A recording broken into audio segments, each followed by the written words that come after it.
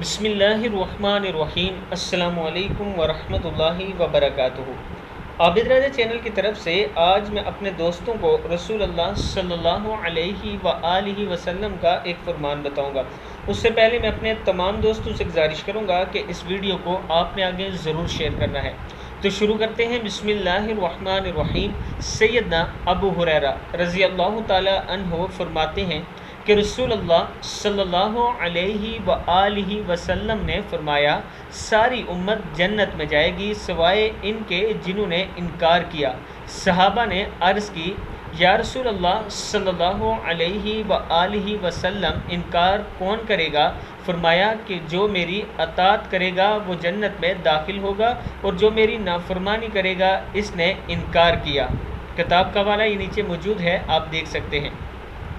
پھر سن لیں، رسول اللہ صلی اللہ علیہ وآلہ وسلم نے فرمایا، ساری امت جنت میں جائے گی سوائے ان کے جنہوں نے انکار کیا۔